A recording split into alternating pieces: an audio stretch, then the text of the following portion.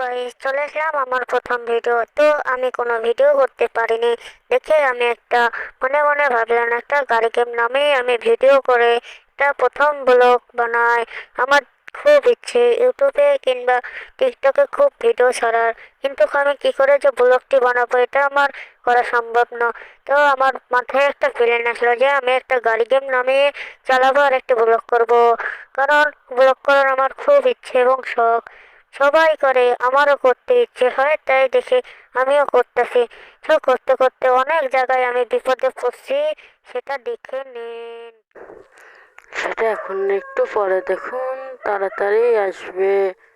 আস্তে আস্তে দেখুন, মালটা না ট্যাক্সর শালার আস্তে আস্তে লাগাই দিস নি, কিন্তু লাগাই দিলে অনেক ক্ষতি হবে। মানুষ তোকে ধরে ধরে মারবে। তো আস্তে আস্তে যা। এত জোরে টান তুলছস কে? টান তুলছ দেখুন 170-এ। 170-এ টান তুললে কোনোদিন গাড়ি থাকে? আর কোনো গাড়ির কোনোদিন 170-এ টান আসে ভাই, বলেন তো?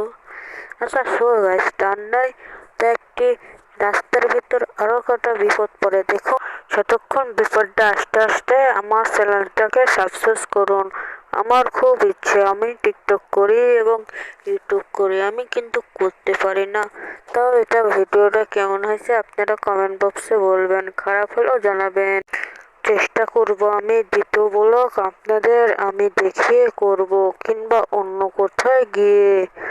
আমি সারাদিন আমার সারাদিন কাম থাকে, এই জন্য আমি রাতে এসে একটু মোবাইলটা নিই। আর সারাদিন আমার মোবাইল আমার কাছে থাকে না, কারণ বাইরে নিয়ে গেলে ডাকাতের খুব ভয় থাকে। আমাদের এদিক চিন্তা ভাবনা থাকে।